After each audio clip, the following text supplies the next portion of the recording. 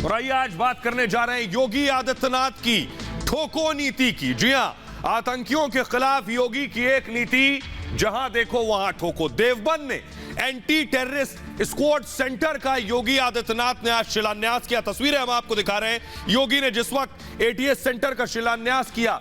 लेकिन आपको बताऊं, जब इस एटीएस सेंटर का जिक्र हुआ था उस वक्त समाजवादी पार्टी और कांग्रेस ने इसे मुसलमानों से जोड़ दिया कि देवबंद में एटीएस सेंटर बना रहे हैं, मुसलमानों को डराना मकसद है। लेकिन इसका मकसद क्या है ये आपको बताएंगे। लेकिन एटीएस सेंटर के बारे में आपको बताऊं, योगी ने तैयारी कर ली है कि आतंकवाद के खिलाफ जीरो टॉलरेंस एटीएस सेंटर जो बना है वो मैं आपको दिखा रहा हूं। देखिए जरा, आतंकियों के खिलाफ योगी आदित्यनाथ की ठोको नीति। देवबंद में एटीएस सेंटर बनाया गया है। योगी ने एंटी टेररिस्ट स्क्वाड सेंटर का आज शिलान्यास किया है। उत्तर प्रदेश में आतंकियों पर लगाम लगेगी इस सेंटर के जरिए और संवेदनशील इलाकों में बाकायदा नजर रखी जा सकेगी। आसपास के जो जिले हैं, 2000 वर्ग मीटर में यह anti terrorist squad centre Deoband में बनेगा। 100 से अधिक कमांडो इसके लिए तैनात किए जाएंगे इस सेंटर पर और कमांडो ट्रेनिंग की पूरी व्यवस्था होगी इस सेंटर पर। यानी इन कमांडोज को बाकायदा ट्रेंड किया जाएगा। एक कमांडो तैयार करने में सोचिए 1.5 करोड़ रुपए का खर्च आएगा एक कमांडो की जब तैयारी होगी। आधुनिक हथियारों से इस सेंटर को लैस किया जाएगा। यह जो देवबंद में होगा, सेंटर में 15 आईपीएस अधिकारी तैनात रहेंगे। 15 और 17 अगस्त को सेंटर बनाने की घोषणा की गई थी। तो आइए अब आपको सुनवाते हैं। योगी आदित्यनाथ ने देवबंद में खड़े होकर आज कहा कि पुरानी सरकारों की नीति थी कि आतंकियों से मुकदमे वापस ले लो, लेकिन उनकी सरकार की नीति है ठोको नीति। सुनिए जरा योगी।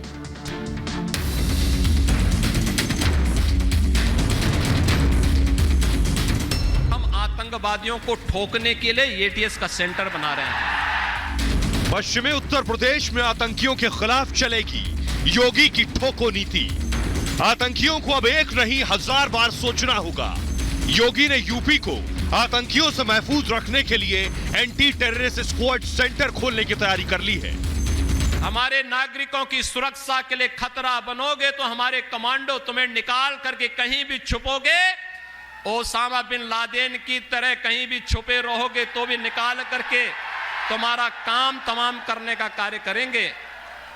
और इसलिए ये सेंटर, यहां पे हमारे 56 कमांडो हमेशा तैनात रहेंगे। आतंकियों के खिलाफ योगी कहर बनकर टूटे हैं और यूपी को भयमुक्त बनाने के वादे के साथ योगी ने सत्ता की कमान संभाली थी, जिस पर योगी अब तक खरे उतरे हैं। जब बेटियों के साथ छेड़छाड़ होती थी तो क्या कहते थे? गलती हो जाती है, यही बोलते थे ना। अब तो गलती नहीं होती ना, अब तो कार्रवाई होती है ना। भाइयों बहनों, बस यही याद दिलाने के लिए आज आए हैं। ये एटीएस सेंटर न केवल देवबंद और सहारनपुर के लिए, बल्कि पश्चिमी उत्तर प्रदेश की सुरक्षा का एक मजबूत आधार बनेगा। और आइए अब आपको बताते हैं देवबंद के बारे में। देवबंद में एटीएस सेंटर बन रहा है, इसको लेकर चर्चा है, लेकिन बहुत से लोग देवबंद के बारे में नहीं जानते हैं। तो देवबंद के बारे में आपको बताने जा रहे हैं। देवबंद है क्या, देखिए। सहारनपुर एक जिला है और सहारनपुर में एक छोटा सा कस्बा है देवबंद। देवबंद अमूमन चर्चा में रहता है, उसके पीछे वजह कि विश्व में देवबंद में एक मदरसा है जिसका नाम है दारुल उलूम, जिसकी इमारत आप पीछे देख रहे हैं। सहारनपुर के देवबंद में यह दारुल उलूम है, जिसे हम आपको दिखा भी रहे हैं। इस्लाम के सुन्नी विचारों का गढ़ कहा जाता है देवबंद को। देवबंद में करीब 300 मदरसे हैं। देवबंद कस्बे में 300 मदरसे हैं और जो वर्ल्ड फेमस है वो दारुल उलूम, ये मदरसा, इसका नाम है दारुल उलूम।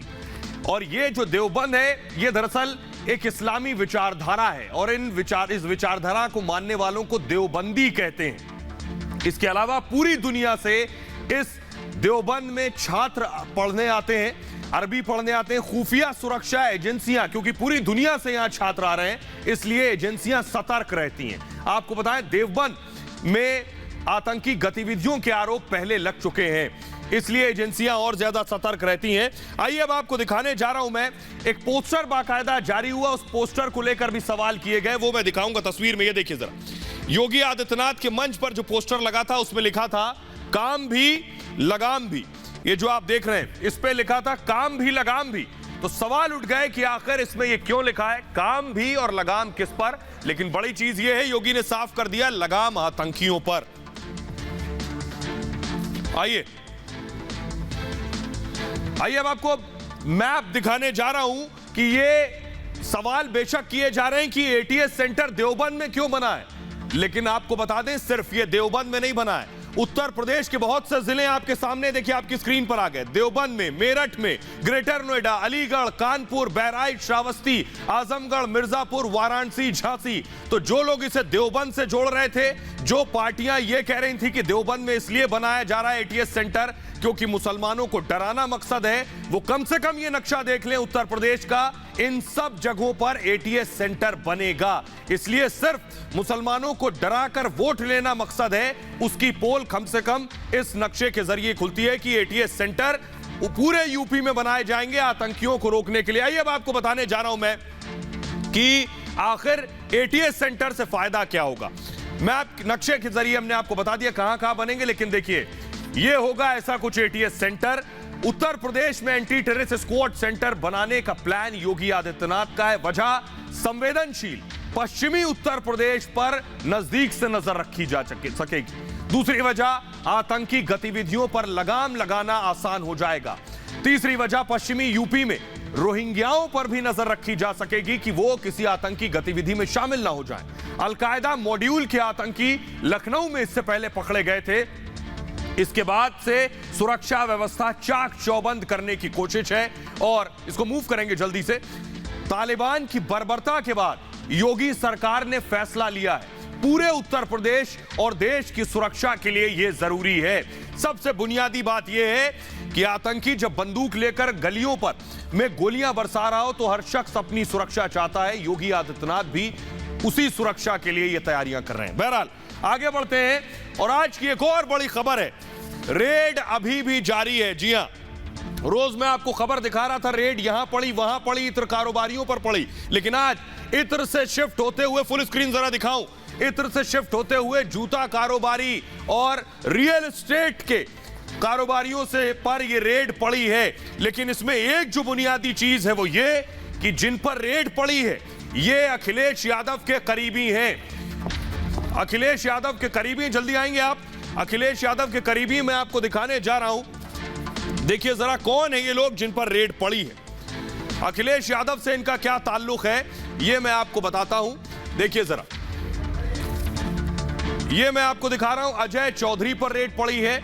अजय चौधरी के अलावा जो नाम आपके सामने, पुष्पराज जैन पर इससे पहले रेड पड़ चुकी है, मनु अलग पर रेड पड़ी है और राजीव राय के ठिकानों पर रेड हुई है, जैनेंद्र यादव के ठिकानों पर रेड हुई, मनोज यादव के ठिकानों पर और राहुल भसीन, ये सभी अखिलेश यादव के करीबी माने जाते हैं। आइए आपको दिखाने जा रहा हूं मैं, देखिए जरा, सुनिए, रेड पर सियासत जारी है। पंपी जैन वापस लौट आए घर में, आज दोपहर को में सोते हुए खबर मिली कि सो रहे हैं, आराम कर रहे हैं। उनके भाई ने क्या कहा वो भी जरा सुनिए और कहां कहां रेड हुई देखिए जरा।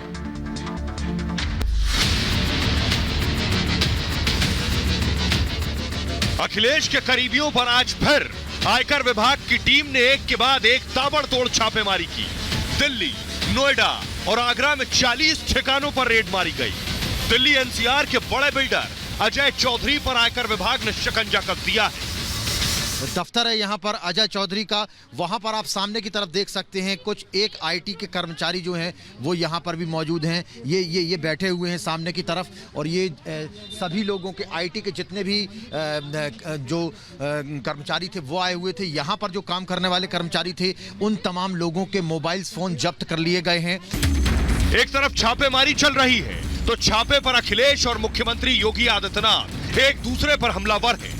इन्हें छापा मारना था किसी और के यहाँ और इन्होंने छापा मारा अपने,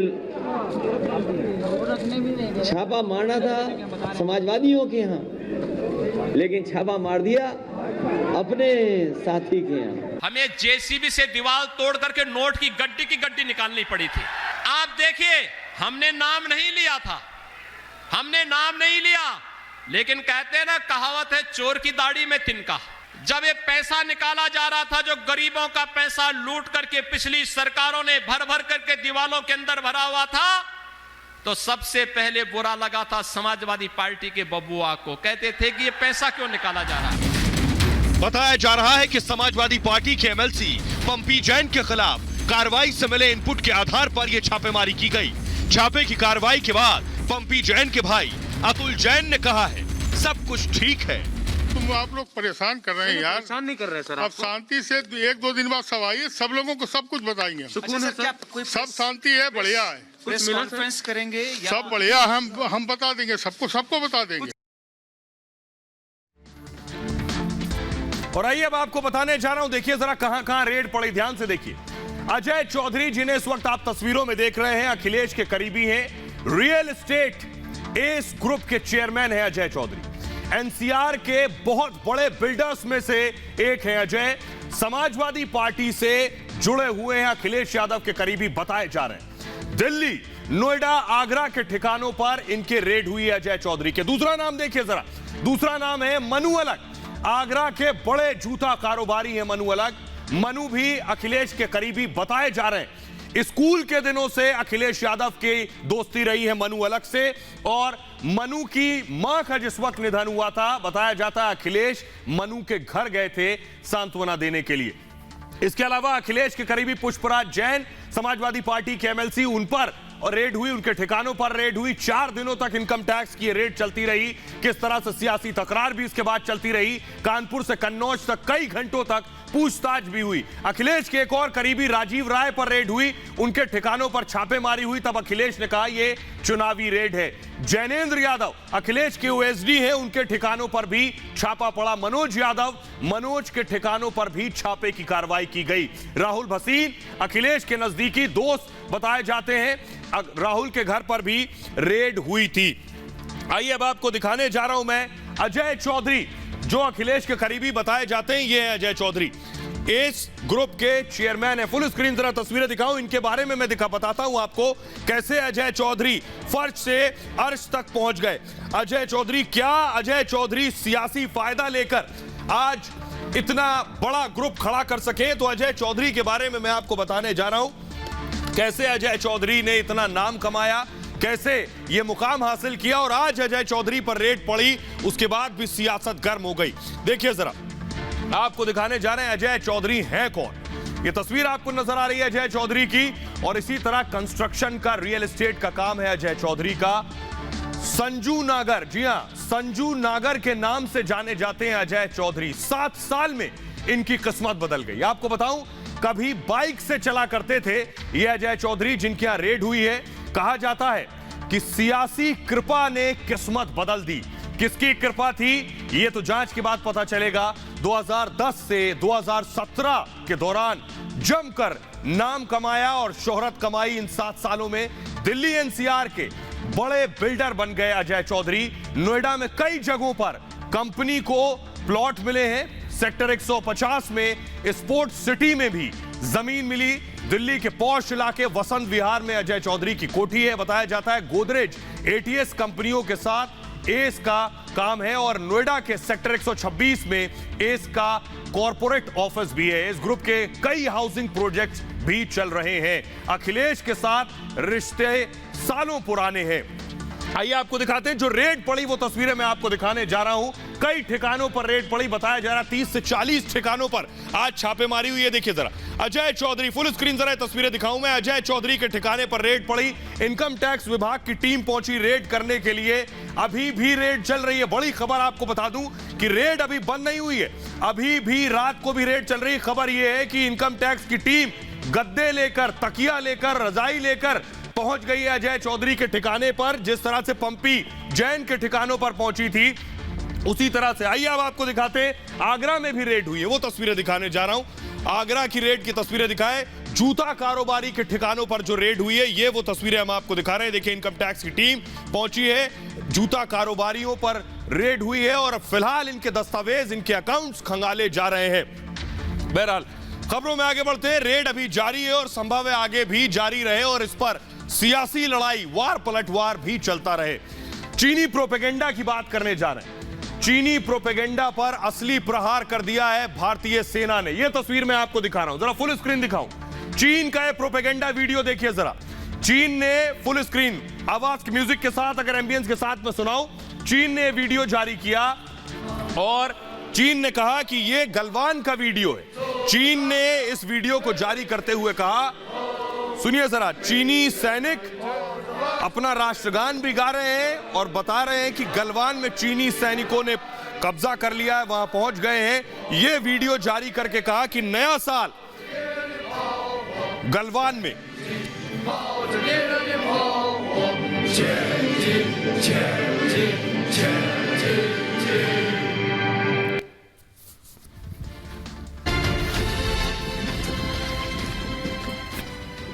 और आइए आपको बताने जा रहे हैं इस चीनी प्रोपेगेंडा क्या है और राहुल गांधी कैसे इस प्रोपेगेंडा को आगे बढ़ा रहे थे। देखिए जरा, आपको दिखाने जा रहा हूं। देखिए राहुल गांधी ने क्या किया कि इस चीनी प्रोपेगेंडा के खुद शिकार हो गए। वैसे ऐसा पहले भी कर चुके हैं राहुल गांधी, पहली बार ये चीनी प्रोपेगेंडा को आगे नहीं बढ़ा रहे हैं। ये देखिए जरा, नए साल पर चीन ने एक वीडियो जारी किया। नए साल पर यह वीडियो जारी हुआ।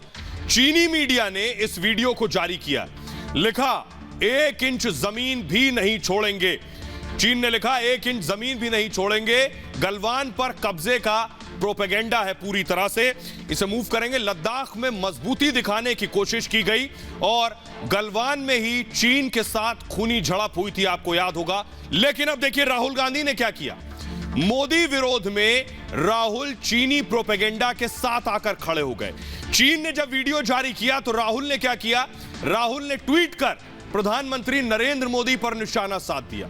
लिखा गलवान में हमारा तिरंगा अच्छा लगता है। सोचिए, चीन का वीडियो देखकर राहुल गांधी कह रहे हैं गलवान में हमारा तिरंगा अच्छा लगता है। चीन को जवाब देना होगा, मोदी जी चुप्पी तोड़ो।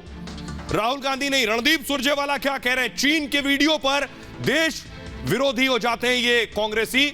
वो कह रहे हैं प्रधानमंत्री चुप क्यों हैं, रक्षा मंत्री बोल नहीं रहे हैं। और कांग्रेस की प्रवक्ता कह रही हैं सुप्रिया श्रीनेत ने भी हमला किया, उस वीडियो पर ही हमला कर रहे हैं। सोचिए, देश के खिलाफ ये कांग्रेसी खड़े हो जाते हैं। वो लिख रही हैं जहां जवान शहीद हुए वहां चीन ने झंडा फहरा लिया। सोचिए, आज तक शायद ये गलवान या LAC तक गए हो, लेकिन भारत पर, देश की सेना पर हमला करने लगते हैं। वो आगे लिख रही है हमारी सेना का मनोबल क्यों तोड़ रहे हैं। सोचिए, ये इस तरह के मैसेज लिखकर, ट्वीट करके देश की सेना का मनोबल तोड़ने की कोशिश कर रही है। लेकिन देश की सेना ने आज चीनियों को भी जवाब दिया और कांग्रेसियों को भी जवाब दिया। ये देखिए जरा, देश के जवान गलवान पर मौजूद हैं और ये तस्वीरें जो सामने आई हैं, इसने चीन के प्रोपेगेंडा को फेल कर दिया है और कांग्रेसियों के एजेंडे को भी फेल कर दिया। फुल स्क्रीन जरा दिखाऊं मैं तस्वीरें।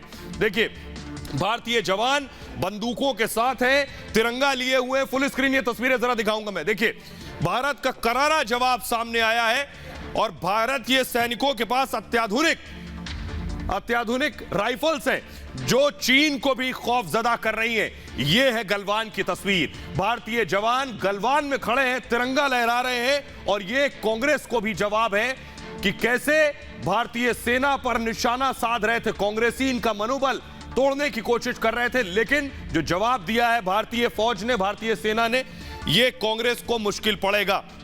और आइए अब आपको बताता हूं मैं कि कैसे बीजेपी ने पलटवार किया है। संबित पात्रा ने लिखा इस तस्वीर के सामने आने के बाद, जब भारतीय सेना तिरंगे के साथ गलवान से तस्वीरें सामने आई, गलवान में तिरंगा राहुल को खलता है। राहुल एंड कंपनी घबराओ मत, संबित लिख रहे हैं, मोदी जी के नेतृत्व में तिरंगा लहराया जा रहा है। धर्मेंद्र प्रधान ने लिखा, किस मजबूरी में चीनी प्रोपेगेंडे का समर्थन कर रहे हो, हर रहस्यमयी विदेश दौरे पर भारत की संप्रभुता। वो लिख रहे हैं, इसे मूव करेंगे, भारत की संप्रभुता, अखंडता, जवानों के शौर्य पर सवाल क्यों खड़े करने लगते हैं। किरण रिजिजू ने लिखा, नव वर्ष 2022 के अवसर पर गलवान घाटी में भारतीय सेना के बहादुर जवान। मूव करेंगे इसे, देश की आन बान शान हमारा तिरंगा। कैलाश विजयवर्गीय ने लिखा, गलवान घाटी में ही नहीं पूरे देश में शान से लहरा रहा है। यह राहुल गांधी को जवाब था। आइए अब आपको दिखाने जा रहा हूं, जरा देखिए कैसे कांग्रेस के एजेंडे को पूरी तरह से आज फ्लॉप कर देते हैं। इसे ध्यान से पढ़िएगा, खासतौर पर कांग्रेसियों के लिए ये डेटा जुटा कर लाए। वीडियो जो हमने आपको दिखाया, वीडियो गलवान का पर भारतीय इलाके का नहीं है। प्रोपेगेंडा वीडियो चीनी कब्जे वाले इलाके का है। यानी चीन के कब्जे में जो गलवान का हिस्सा है उस इलाके का वीडियो है जो चीन ने जारी किया। गलवान घाटी छोटा नहीं बहुत बड़ा इलाका है। एक बात, भारत से लेकर चीनी कब्जे वाले अक्साई चिन तक जो कि फैला हुआ है। और गलवान नदी दरअसल 80 किलोमीटर लंबी नदी है और ये नदी जहां जहां से गुजरती है उस पूरे इलाके को गलवान कहते हैं। अक्साई चिन से ये नदी निकलती है गलवान नदी और एलएसी के पास भारत की श्योक नदी में जाकर मिल जाती है। जहां जहां से नदी निकलती है उसे गलवान घाटी कहते हैं। आपको दिलचस्प बात बताऊं कि 1956 तक गलवान घाटी भारत के कब्जे में थी, भारत का हिस्सा थी गलवान। 1962 में कांग्रेस के दौर में युद्ध के बाद चीन ने गलवान पर कब्जा कर लिया था, तो गलवान के लिए जिम्मेदार कांग्रेस है। कांग्रेस के शासन में गलवान पर कब्जा हुआ था और हमले के वक्त नेहरू देश के प्रधानमंत्री थे। तो पहला जवाब तो कांग्रेस को, राहुल गांधी को देना पड़ेगा। वीडियो में चीनी प्रोपेगेंडा के सबूत छिपे हुए हैं। 1 जनवरी को गलवान में भारी बर्फबारी हुई थी और वीडियो में कहीं भी बर्फबारी के निशान मौजूद नहीं है। गलवान घाटी समुद्र तल से 16,000 फीट ऊपर है। चीन के सैनिक गर्म कपड़ों और जरूरी सामान के साथ नहीं दिख रहे हैं। जो वीडियो हमने दिखाया है, वीडियो अक्टूबर-नवंबर महीने में चीन ने शूट कर लिया था। अब वो प्रोपेगेंडा वीडियो जारी किया और राहुल गांधी और कांग्रेस उसे आगे बढ़ा रही है, जो बेहद शर्मनाक है। आगे बढ़ते हैं। आज की एक और बड़ी खबर है, सूरज चांद भी हिंदू मुसलमान हो गए। जी हां, सरकार ने एक ऐलान किया, निर्देश दिया कि सूर्य नमस्कार करे गए देश के छात्र जो हैं, जो बच्चे हैं स्कूलों में, उसके बाद कैसे कुछ मौलाना इसके विरोध में खड़े हो गए। देखिए जरा सरकार ने क्या निर्देश जारी किया और उस पर एतराज क्या है, ये आपके सामने। सरकार ने आदेश जारी किया, स्कूलों में सूर्य नमस्कार का निर्देश दिया गया।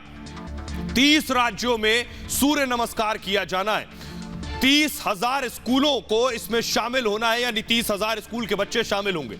1 जनवरी से 7 फरवरी तक यह कार्यक्रम चलना है और 29 दिसंबर को यूनिवर्सिटी ग्रांट कमीशन, जिसे आप यूजीसी कहते हैं, यूजीसी का एक कार्यक्रम है। अब मैं आपको दिखाऊं कि मुस्लिम छात्र छात्राएं, all India Muslim personal law board का कहना है मुस्लिम छात्र छात्राएं सूर्य नमस्कार से बचें। इस्लाम में सूर्य नमस्कार की इजाजत नहीं है, उनका कहना है। सूर्य नमस्कार देशभक्ति नहीं, सूर्य पूजा है। यह कार्यक्रम संविधान के खिलाफ है, यह कहना है all India Muslim personal law board का। सरकार इस फरमान को तुरंत वापस ले। महंगाई, बेरोजगारी जैसे मुद्दों पर सरकार को ध्यान देना चाहिए। अब जरा सुनिए क्या कहना है मौलवी मौलानाओं का, असदुद्दीन ओवैसी का, और उस पर क्या जवाब दे रही है सरकार। सुनिए। देश में एक संविधान है, कोई पर्सनल संविधान नहीं बनता है। अखिलेश यादव जी को नमस्कार करते थे, वो सूर्य नमस्कार नहीं करना चाहते। जो राहुल गांधी जी को नमस्कार करते हैं वो सूर्य नमस्कार का विरोध कर रहे हैं। कोई all India Muslim personal law board के निर्देश पे कोई सरकार नहीं चलती, देश और प्रदेश संविधान के अनुसार चलेगी। क्या वो सूर्य के बिना एक पल भी रह सकते हैं? उनको अल्लाह मियां भी नहीं बचा पाएगा।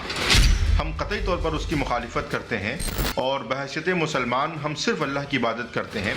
सूर्य नमस्कार का विरोध करने वालों को एक बार नौफ मरावी के जो एफर्ट्स हैं, उनकी मेहनत है, उसको भी देखना चाहिए। पर ये वही all India Muslim personal law board है जब सुप्रीम कोर्ट ने 3 तलाक को रद्द कर दिया था और कहा था कि संविधान से देश चलेगा ना कि शरिया से, तो शरिया कानून की वकालत करते हुए 3 तलाक को सही बताने का काम all India Muslim personal law board ने किया था।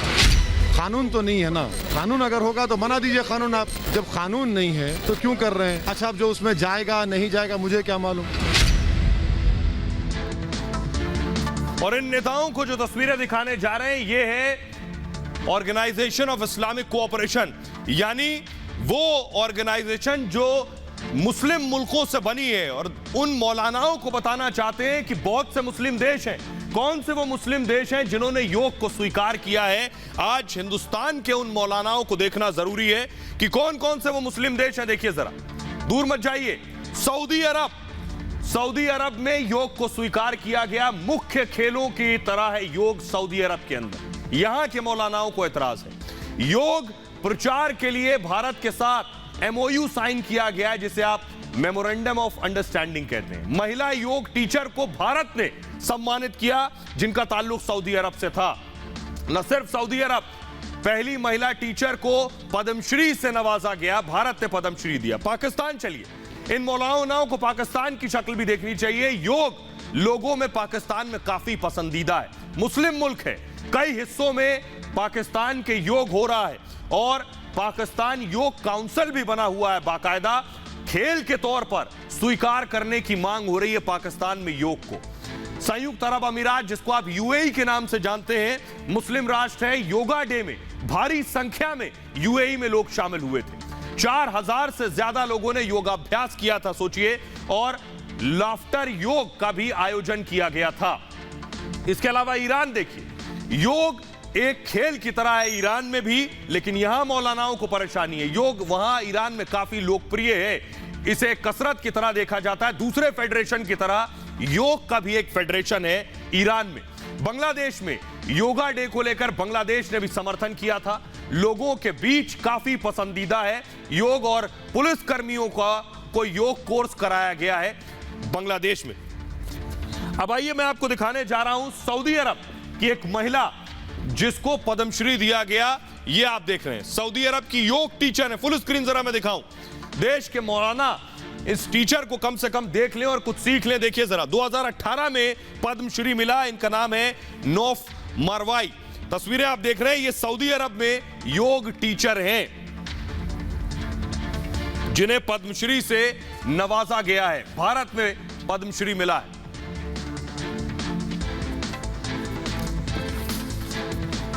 तो देश में मौलानाओं को भी यह तस्वीर देख लेनी चाहिए। जो बात कह रहे हैं इससे पहले बीजेपी के नेता, उनका कहना है ये all India Muslim personal law board नहीं है, ये ऑल इंडिया मौलवी पर्सनल लॉ बोर्ड हो गया है। बहुत ख्याल रखिए अपना। एक छोटे से ब्रेक के लिए रुक रहे हैं, लौट रहे हैं कुछ और बड़ी खबरों के साथ।